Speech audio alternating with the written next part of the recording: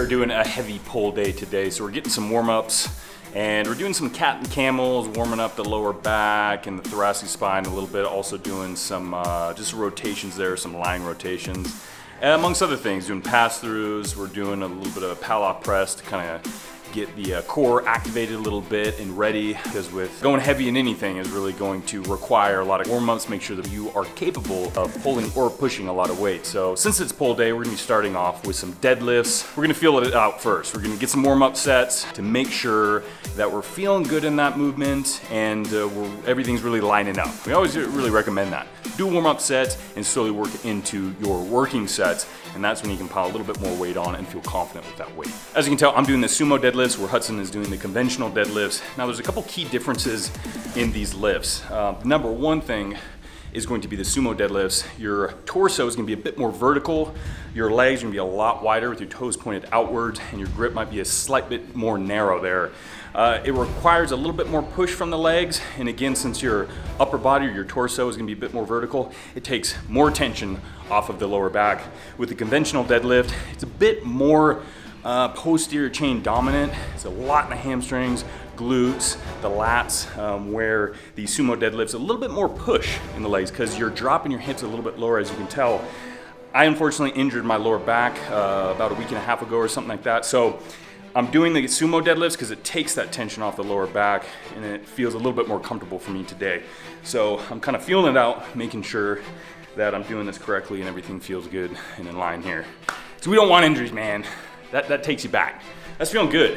One thing that really helps me is to make sure everything's set and tight right before the pull. And I really like to take the tension out of the bar too. So give a slight pull, take the tension out, and then really power it up. And kind of close the gap in your armpits there, almost like you're pulling your arms into your lats. So really gonna tighten your lats up and really stabilize your whole torso there, and as well as kind of breathing out into your stomach and really kind of bracing for a punch, like you're bracing for a punch there, and that's gonna keep everything super tight and make a hell of a pull. So I think you're definitely feeling good to go up in weight.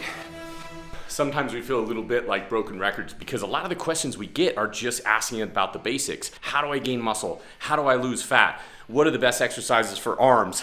And a lot of things people forget is one of the simplest building blocks, consistency. And that applies in anything in life. One example is writing.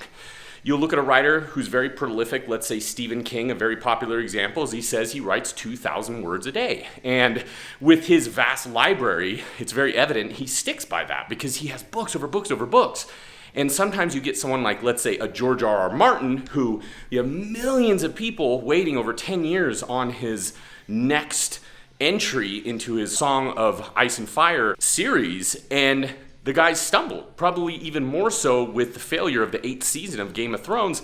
And I saw an interview where he said sometimes he just sits down and he writes and he goes, this is just shit. This is pure garbage. So you can see someone even at the top of their game sometimes has those insecurities, whereas then maybe on the other hand, you have a Stephen King who fights through those insecurities, and he's even said it himself. He isn't really happy with it, or maybe he's super happy with it, but he sets it aside for 2 months and comes back and then goes, oh my God, this is garbage.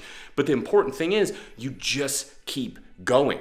So your weight reduces a little bit, maybe you have to take some time off due to an injury, but you do not stop. And that's not weightlifting, that's not writing, that's every facet of really anything that you want to succeed in is consistency. And to piggyback off what Hudson was saying, I followed quite a few artists. Jim Lee, of course, a very popular comic book artist. I remember seeing one of his videos where he's doing some drawing and showing what he does, and he says he has a fear of his that he wakes up every morning and he forgets how to draw. He actually lacks that confidence, and over all those years, those decades of drawing these comics and being so celebrated and decorated, he thinks he forgot how to draw. So he takes the time to warm up these little doodles, little hand drawing, these gestures to remind himself that he can do it.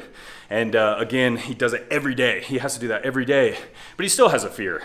And that really goes to show you that no matter what level you are, you're always gonna kind of have that mentality a little bit, but you again have to persevere and get through it. And it's something we have to remind ourselves as well. Every morning we get up, go to the gym, we're like, damn, this is hard work, but you just keep it up. And that's why, of course, we love to talk about that whole consistency thing, because it's just so important no matter what level you are. Beginner, expert, you just keep going. When you hit the peak of your game, whether you're an artist, whether you're a writer, whether you're into fitness, then it's hard to sometimes stay on top of the mountain because there's nowhere else to go. And a lot of up-and-comers are fighting for that top position. And sometimes you can rest on your laurels a little bit because you're like, well, I've hit what I consider the peak. Now I can get a little lazy. And then when you get lazy, you start sliding down that mountain. It's not overnight, but it's very slow until one day you look and you go, there's the top of the peak and here I am. How'd I get there? So just can't stress it enough. Consistency, hard work, those two ingredients, they're not everything that you need to make the recipe of becoming a buff dude, but they're two of the most important ones. One of the things I love about the prone row is it actually takes all the tension off of your lower back. So let's say you are dealing with some lower back tightness or maybe an injury like I am. Instead of doing a bent over row, which is going to take a lot of activation in the lower back to stabilize the motion, the prone row is going to take that away and really just focus on the rowing motion, that horizontal pull there. So it's a huge back movement without really any activation in your core, or at least as much as a typical bent over row. And if you don't have a prone row machine, but you want the same benefits, of course, you can just take a typical bench and be that one asshole in the gym that stacks about 445s under each side there in order to get the elevation needed. RDLs. Excellent to target the hamstrings, the lower back, the glutes, really working on mainly the hip extension, hip flexion and extension. There's a little bit of flexion and extension in the knees, but for the most part, they're gonna be stationary. You really wanna create a lot of stretch in the hamstrings, keep the core really tight. Try to bring a little arch into your lower back to create more stretch in the hamstrings and keep your shoulders tight. So try not to reach really far into the floor. Shoulders tight, and that's when you're gonna get that really good hamstring, the glutes, and the lower back activation. Supersetting with straight arm pull downs, really focusing on the lats, a little bit in the rear delts, really working in that shoulder extension, bringing that shoulder downward into more of an extended position. And that's where the lats are gonna help, where they're gonna pull the shoulders back. And that's why the straight arm pull downs really help target the back. It's also gonna work a little bit in the core to really stabilize the torso and a bit in the rear delt and traps as well. So awesome, more of an isolation exercise there. Whew. Wouldn't be a buff dude's workout without implementing at least one pair of supersets. This, of course, being the Romanian deadlifts with straight arm pull downs. Keeping that heart rate high, getting that killer pump, doing it all amongst 115 degrees of heat. Welcome to Buff Dude's Hell. We're doing another superset with shoulders now with the upright rows and also the face pull. So as you can tell, these are all pulling, but we're still trying to hit the full body today. Getting the upright rows in, and this is a compound movement utilizing the shoulder and the elbow joint there, pulling the weight into position.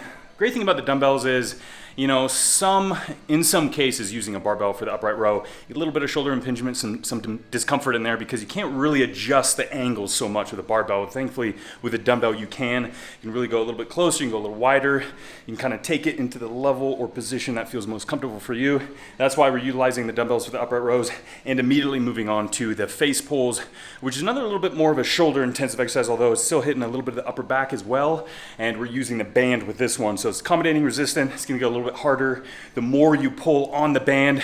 And one great thing about the bands is they just feel comfortable. They don't feel herky-jerky, they don't feel like, they go from easy to hard. It's that slow progression of becoming a little bit more difficult as you hit that peak contraction, pulling the shoulder blades together and really contracting your traps, the rear delts a little bit, and the rotator cuffs. So yeah, these two paired up are definitely gonna give you that nice upper back pump. I think it's time for the weigh-in. It's been a few weeks. Of course, this being a continuing series, bulk rows, it is a competition to see who can get to 250 pounds, so I think it's time for a little bit of an update. Right at the last second, I got that 0.2 pounds. I need all of it I can have. Of course, I'm a little bit behind Brandon there. And I gotta be honest, I probably lost about 6 pounds in sweat here, so it says 224, but I'm hoping it's actually a little bit more. And that'll be the hard thing when you're trying to bulk over the summer. You're fighting a lot of different elements. For us right now, it's the weather. It's so damn hot, the hottest it's ever actually been in Central Oregon, that kind of last thing you feel like doing sometimes is eating, because all you're doing is just sweating. But we're trying our best, hoping the weather cools down a little bit and we're still doing that road to 250 pounds. Yeah. Trying to up my weight a little bit by drinking more water. I already know I'm gonna be a little bit disappointed. But with that said, let's just weigh in. 240, it's not horrible. I was about 5 or more pounds ahead of this last week. I had to take the week off just to recover, which is sometimes what happens. So don't get too down. I'm gonna keep pushing through, get that consistency back, eat enough food, and get to 250, baby. Yeah. It was all part of my master plan. I gave him an injury. That sounds so evil. I didn't do that. That's just cruel. I was gonna say I had the Brandon voodoo doll and I stabbed his lower back. But not too hard, just hard enough to set him back a week or two. Final exercise, alternating bicep curls. In a pull day, you can't forget the biceps. It's a buff dude staple. It sure as hell was gonna be included in this workout. Feels good, but honestly, I'm feeling a little fatigued. It was a heavy day for us. It's a hot day for us, but it also feels damn good because we're about done, and then it's time to get that food in, keep those calories pumped up. Very excited to be wearing TLF clothing. I was actually a pretty big fan of theirs for quite a while because their clothing fits so good, and I was really looking for this really sweet stringer tank top and a little bit shorter shorts for the buff dude style, and they provided that. If you are interested in TLF, make sure you click our link in the description below and use TLF-buff to get our discount, and let them know the buff dude sent you. Yeah. With pulling exercises, the biceps are gonna be a secondary group almost in everything. So the biceps at this point are already a bit fatigued after over an hour-long training session of doing pulling. So doing the bicep curls at the end of the session is really gonna feel a lot harder than you're used to there, but we're still pushing through, making sure we get the biceps. And that's what's great about the isolation exercises. You can really pinpoint certain muscle groups. In this case, it's gonna be biceps. So if you ever do have a lagging body group, you can incorporate isolation exercises to really try to bring those up. I don't really think biceps are too much of a lagging body group for us, but we still like to incorporate it to make sure they're always looking buff as fuck.